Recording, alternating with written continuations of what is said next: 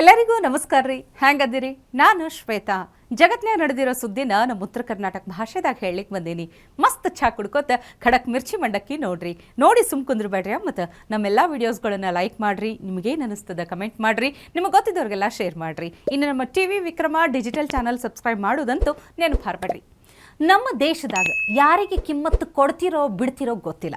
ಆದ್ರೆ ಅಬಕಾರಿ ಇಲಾಖೆ ಮೂಲಕ ದೇಶದ ಸಲುವಾಗಿ ಹೆಚ್ಚಿಗೆ ತೆರಿಗೆ ಕೊಡ್ಲಿಕ್ಕತ್ತಿರೋರಿಗೆ ಅಂದ್ರೆ ಎಣ್ಣೆ ಪ್ರಿಯರಿಗೆ ಕೊಡಲೇಬೇಕು ನೋಡ್ರಪ್ಪ.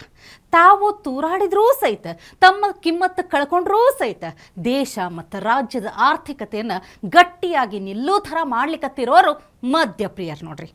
ಹಂಗಂತ ನಾ ಏನು ಎಣ್ಣೆ ಹೊಡಿರಿ ಅಂತ ಹೇಳಕತ್ತಿಲ್ರಿ. ಮತ್ತು ತಪ್ಪಾಗಿ ತಿಳ್ಕೊಂಡು 7:15 ತುಟ್ಟಿ ಒಣಗತ್ತೆ ಏನು ಮಾಡೋಣ ಒಪ್ಪಂತ ಬಾಟಲ್ ಟಲ್ ಟಲ್ ಅಂತ ಹಾಡ್ಕೊತ ಕುಂದ್ರಬೇಡ್ರಿ. ಮತ್ತು ಬಹುತೇಕ ಎಲ್ಲ ರಾಜ್ಯಗಳ ಬೊಕ್ಕಸ ತುಂಬಲಿಕ್ಕತ್ತಿರುವುದು ಮದ್ಯದ ತೆರಿಗೆಯಿಂದಲೇ.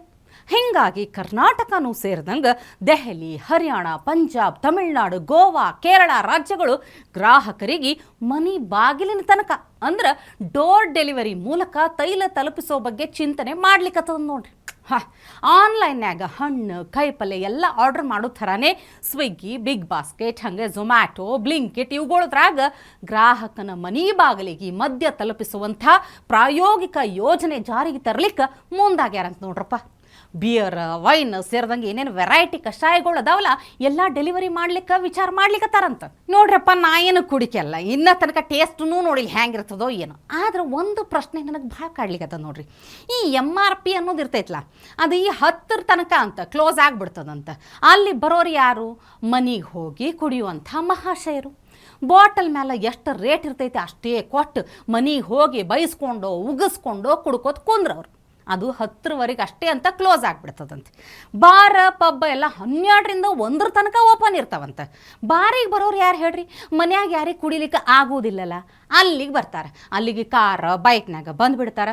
ಬಾರ್ನಾಗ ಟೈಟಾಗಿ ಬೈಕ್ ಓಡಿಸೋದು ಜಾಸ್ತಿ ಡೇಂಜರ, ಅಥವಾ ಮನ್ಯಾಗ ಟೈಟಾಗಿ ಹೆಂಡತಿ ಕಡೆಯಿಂದ ಬೈಸ್ಕೊಳ್ಳೋದು ಹೆಚ್ಚು ಡೇಂಜರ? ಲೆಕ್ಕದಂಗೆ ಬಾರ್ ಜಲ್ದಿ ಕ್ಲೋಸ್ ಆಗಬೇಕಾಗಿತ್ತು. MRP ಜಾಸ್ತಿ ಹೊತ್ತು ಇರಬೇಕಾಗಿತ್ತಲ್ಲೇನ್ರಿ? ಲಾಜಿಕ್ ಅಲ್ಲೇನ್ರಿ ಇದು? ಬಿಡ್ರಪ್ಪ, ನನಗೆ ಯಾಕೆ ಬೇಕಂತೀನಿ. ಇದ್ರ ಉಸಾಬ್ರಿ ಕುಡಿಯೋರು ಡೀಪ್ ಡಿಸ್ಕಷನ್ ಮಾಡಿ ಒಂದು ಏನಾರ ವಿಚಾರಕ್ಕೆ ಬರಲಿ. ಇನ್ನು ಈ ಅಸೆಂಬ್ಲಿ ಎಲೆಕ್ಷನ್ ಟೈಮ್ನಾಗ ಓಲಾಟಗಾರರು ಬಂದ್ರಪ್ಪ. ಸೇವ್ ನಂದಿನಿ ಅಂತ ಭಾವನಾತ್ಮಕವಾಗಿ ಆಟ ಆಡಿದ್ರು. ಒಂದಿಷ್ಟು ಓಟ ಕಾಂಗ್ರೆಸ್ಸಿಗೆ ಹೋಗೋ ಥರ ಮಾಡಿದ್ರು. ಅವ್ರ ಪೇಮೆಂಟ್ ಅವ್ರಿಗೆ ಬಂತು ಬಿಡ್ರಿ. ಆದ್ರೆ ಮಂದಿ ಮಂಗೆ ಆದ್ರಲ್ಲ, ಅದಕ್ಕೇನು ಮಾಡೋದು? ಈಗ ಸೇವ್ KSRTC ಅನ್ನೋ ಅಭಿಯಾನ ಶುರು ಆಗ್ತದೇನಂತ ಡೌಟ್ ನನಗೆ. ಇದು ಒಂದು ಅಭಿಯಾನ ಶುರು ಮಾಡೋದು ಓಲಾಟಗಾರರ ಅಲ್ರಿ, ಮತ್ತು ಬದಲಿಗೆ ಸರ್ಕಾರನೇ ಮಾಡಬೇಕಾಗ್ತದೆ. ಯಾಕಂದ್ರೆ ಫ್ರೀ ಬಸ್ ಕೊಡ್ಲಿಕ್ಕೆ ಶುರು ಆದಾಗಿನಿಂದ ಲಾಸ್ನಾಗಿರುವಂಥ ಸಾರಿಗೆ ಸಂಸ್ಥೆ ಎಲ್ಲ ಡಕೋಟಾ ಬಸ್ಗಳೇ ಓಡಾಡ್ಲಿಕ್ಕತ್ತಾವ ಇದ್ರಾಗ.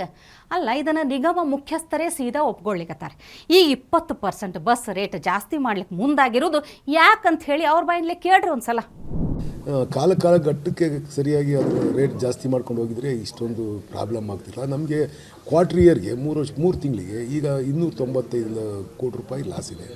KSRTC ಶಕ್ತಿ ಯೋಜನೆ ಬಂದರೂ ಕೂಡ 295 ಕೋಟಿ ರೂಪಾಯಿ ನಮಗೆ ಈ ಲಾಸ್ಟ್ 3 ಮಂತ್ಸು ಆಡಿಟ್ ಇದರಲ್ಲಿ ಲಾಸ್ ಇದೆ. ಅದರಿಂದ ನಾವು ಎಲ್ಲ ಸವಲತ್ತುಗಳನ್ನ ಕೊಡಬೇಕಲ್ಲ. ಅದಕ್ಕೆ ಈಗ ಇರ್ತಕ್ಕಂಥ ನಮ್ಮ 8,000 ಚಿಲ್ಲರೆ ಬಸ್ ಇದ್ದಾವೆ.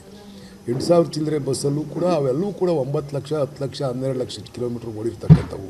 ನಮ್ಮ 440, 450 ಓಲ್ವಾ ಬಸ್ ಇವೆ. ಓಲ್ವಾ ಬಸ್ಸು ಕೂಡ ಸುಮಾರು 20-22 ಲಕ್ಷದವರೆಗೂ ಓಡಿರ್ತಕ್ಕಂಥದ್ದು. ನಾವು ಅದಕ್ಕೆ ನಿನ್ನೆ ಮೀಟಿಂಗಲ್ಲಿ ಸುಮಾರು 40 ಹೊಸ ಓಲ್ವಾ ಬಸ್ಸನ್ನು ಪರ್ಚೇಸ್ ಮಾಡ್ತಕ್ಕಂಥದ್ದಕ್ಕೆ ಅನುಮೋದನೆ ಕೊಟ್ಟಿದ್ದೀವಿ. ಇವೆಲ್ಲವೂ ಇರೋದ್ರಿಂದ KSRTC ವ್ಯವಸ್ಥಿತವಾಗಿ ಜನರಿಗೆ ಸಾರಿಗೆ ವ್ಯವಸ್ಥೆಯನ್ನು ಒದಗಿಸ್ಬೇಕು ಅಂತಂದರೆ ನಾವು ಬಸ್ಗಳನ್ನೂ ಕೂಡ ಕ್ಲೀನಾಗಿರ್ಬೇಕಾಗುತ್ತೆ. ಈಗ ನಾವು 400 ಚಿಲ್ಲರೆ 500 ಬಸ್ಸು 600 ಬಸ್ ಹೊಸ ಬಸ್ ತಾಂಡಿದ್ದೀವಿ. ಅದ್ರ ಜೊತೆಗೆ ಈಗೂ ಕೂಡ ಹೊಸ ಬಸ್ನ ನಾವು ತಗೊಬೇಕಾಯ್ತು. ಇನ್ನೂ ಇರ್ತಕ್ಕಂಥವು ಹಳೆ ಬಸ್ನಲ್ಲೇ ಓಡ್ತಾ ಇರೋದ್ರಿಂದ ಹೊಸ ಬಸ್ ಪರ್ಚೇಸ್ ಮಾಡಬೇಕಾಗುತ್ತೆ. ಅದಕ್ಕೋಸ್ಕರ ರೇಟ್ ಜಾಸ್ತಿ ಮಾಡಲೇಬೇಕಾಗುತ್ತೆ. ಆ ವಿಚಾರವನ್ನು ನಾವು ಮುಖ್ಯಮಂತ್ರಿಗಳಲ್ಲಿ ಪ್ರಸ್ತಾಪ ಮಾಡೋಕ್ಕೆ ಬೋರ್ಡ್ ತೀರ್ಮಾನ ಮಾಡಿದ್ದೀವಿ. ಎಷ್ಟು ಪರ್ಸೆಂಟ್ ಹೆಚ್ಚಿಗೆ ಮಾಡ್ಬೋದು ಸರ್? ಅದನ್ನು ನಾವು 15ಇಂದ 20% ಜಾಸ್ತಿ ಮಾಡಿಕೊಡಿ ಅಂತಕ್ಕಂಥದ್ದನ್ನ ಮುಖ್ಯಮಂತ್ರಿಗಳಲ್ಲಿ ಪ್ರಸ್ತಾವನೆ ಕೊಡ್ತೀವಿ. ನೋಡಬೇಕು ಮುಖ್ಯಮಂತ್ರಿಗಳು ಎಷ್ಟು ಮಾಡ್ತಾರೆ. ಮಾಡಲಿಲ್ಲ ಅಂತಂದರೆ ಸಂಸ್ಥೆ ಉಳಿಯಲ್ಲ, ಇಲ್ಲ ಸರ್ಕಾರ ಕೊಡಬೇಕಾಗುತ್ತೆ. ಹಂಗಾದ್ರೆ ರಾಮಲಿಂಗಾರೆಡ್ಡಿ ಅನ್ನುವಂಥ ಸಾರಿಗೆ ಮಂತ್ರಿಯನ್ನು ಕಾಗೆ ಹಾರಿಸ್ಲಿಕ್ಕತ್ತಾರೇನ್ರಿ? ಅವ್ರ ಪ್ರಕಾರ 1 ವರ್ಷದಾಗ 4,809 ಕೋಟಿ ಲಾಭ ಆಗ್ಯದಂತ. ಆ ಲಾಭದ ರೊಕ್ಕ ಎಲ್ಲಿ ಹೋಯ್ತು ಅಂತೀನಿ. ಅದೇ ರೊಕ್ಕದಾಗ ಹೊಸ ಬಸ್ಸರೇ ತಗೋಬೋದು, ಇಲ್ಲ ರಿಪೇರಿರೇ ಮಾಡಿಸ್ಬೋದು. ಮತ್ತ್ಯಾಕೆ ಪಾಪ ಆಲ್ರೆಡಿ ಟಿಕೆಟಿಗೆ ರೊಕ್ಕ ಕೊಟ್ಟು ಓಡಾಡುವಂಥ ಗಂಡಸರಿಗೆ ಮತ್ತೆಷ್ಟು ವಜ್ಜಿ ಮಾಡ್ಲಿಕ್ಕೆ ಹೊಂಟೇರಿ? ಸಾರಿಗೆ ಇಲಾಖೆದಾಗೇನ್ರಿ ಲಫ್ಡ ಆಗ್ಯದೇನು? ನಿಗಮದ ಅಧ್ಯಕ್ಷರು ಲಾಸು ಅಂತಾರ, ಮಂತ್ರಿ ನೋಡಿದ್ರೆ 1,000 ಕೋಟಿ ಲಾಭ ಅಂತಾರ. ಯಾವುದು ಖರೆ, ಯಾವುದು ಸುಳ್ಳ, ಯಾವುದು ನಂಬೇಕು ಹೇಳ್ರಿ? ಇನ್ನು ಈ ಬಾಕ್ಸಿಂಗು WWE ಎಲ್ಲ ನೋಡಿರಲ್ಲ ನೀವು. 1 ಕೋರ್ಟ್ ಒಳಗೆ ಅಂದರೆ ಈ ಹಗ್ಗದಿಂದ ಸುತ್ತ ಬೇಲಿ ಕಟ್ಟಿರ್ತಾರಲ್ಲ ಅಂಥ ಜಾಗದ ನಡು ಫೈಟ್ ಆಗ್ತಿರ್ತದೆ. ಪ್ರೇಕ್ಷಕರು ಅದನ್ನು ನೋಡ್ತಾರೆ, ಹಿಗ್ಗು ಪಡ್ತಾರೆ. ಆದ್ರೆ ಮನುಷ್ಯರಿಗೆ ಅಷ್ಟೇ ಏನ್ರಿ ಮನರಂಜನೆ ನಮಗೂ ಬ್ಯಾಡೇನಂತ ಕೇಳಿಕತ್ತಾರೆ. ಇಲ್ಲಿ ಯಾರಂತ ಹೇಳ್ತೀನಿ ತಡ್ರಿ. ಹೀಗಾಗಿ ಕೋಳಿಗಳು ಒಂದು ಪ್ಲ್ಯಾನ್ ಮಾಡೋದು. ಇವತ್ತಲ್ಲ ನಾಳೆ ಒಂದು ಚಿಕನ್ ಶಾಪ್ನ್ಯಾಗ ಹೆಂಗೂ ಕುತ್ತಿಗೆ ಕೊಡೋ ನಾವು ಇವತ್ತೊಂದು ಫೈಟ್ ಇಟ್ಕೊಳ್ಳೋಣ ಅಂತ ಡಿಸೈಡ್ ಮಾಡಿದ್ರು. ಹಂಗಂತ ಕೋಳಿಗಳೇ ಫೈಟಿಗೆ ಇಳಿದಿಲ್ರಿ. ಮತ್ತು ಬದಲಾಗಿ ಹುಟ್ಟಿ 3 ಸೋಮವಾರನೂ ಆಗ್ಲಾರ್ದಂಥ 2 ನಾಯಿ ಮರಿ ಇದ್ದು ಅದ್ರ ನಡು ಫೈಟ್ ಇಟ್ಬಿಟ್ರು. ಹೆಂಗಿತ್ತು ನೋಡ್ರಿ ಶ್ವಾನ ಕಾಳಗ. ಕೋಳಿಗಳೇ ಇಲ್ಲಿ ಪ್ರೇಕ್ಷಕರು.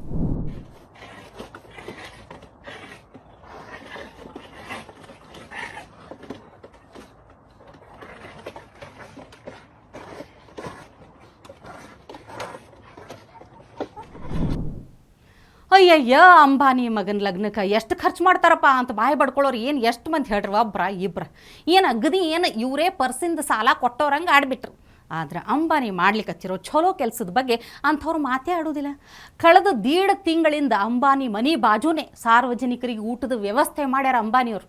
ಪಲಾವು ಮೊಸರನ್ನ ಅಲ್ರಿ, ಮತ್ತು ಎಗ್ದಮ್ಮ ಮದುವೆ ಊಟ ಸ್ವೀಟ್ ಸಹಿತ ಸೇರಿ.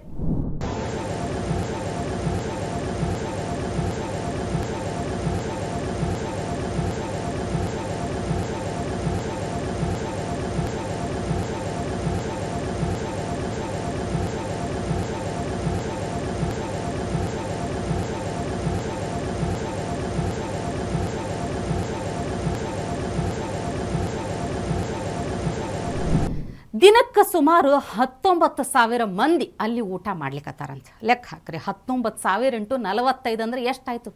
ಇದನ್ನು ನಾ ಹೇಳಕ್ಕೆ ಹೋಗೋದಿಲ್ಲ ಬಿಡ್ರಪ್ಪ. ಮೊದಲೇ ಅಂಬಾನಿ ಮೇಲೆ ಕೆಂಡಾಕಾರೋರು ತುಂಬ್ಯಾರ. ಈಗಾಗಲೇ 50 ಹಿಂದುಳಿದ ಸಮುದಾಯಕ್ಕೆ ಮದುವೆ ಮಾಡಿಸಿ ಸ್ತ್ರೀಧನ್ ಅನ್ನೋ ಸೇವೆ ಮಾಡ್ಲಿಕ್ಕತ್ತಾರ.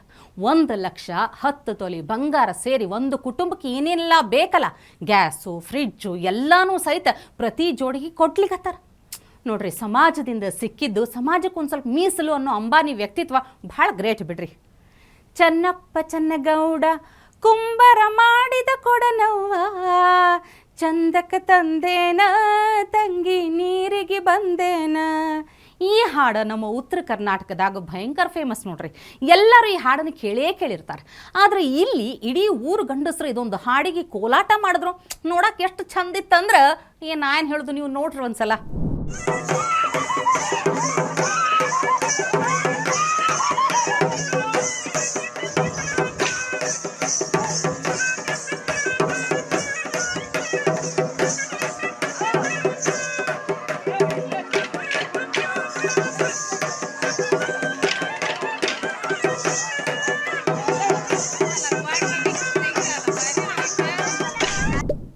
ಇವತ್ತಿಗೆ ಸುದ್ದಿ ಸಾಕಲ್ಲ, ನಾಳೆ ಇಂಥವೇ ಮತ್ತೊಂದಷ್ಟು ಸುದ್ದಿ ತರ್ತೀನಿ. ಚಹಾ ಇಟ್ಕೊಂಡು ಮಿರ್ಚಿ ಮಂಡಕ್ಕಿ ನೋಡ್ಲಿಕ್ಕೆ ಕಾಯ್ಕೊಂಡಿರಿ.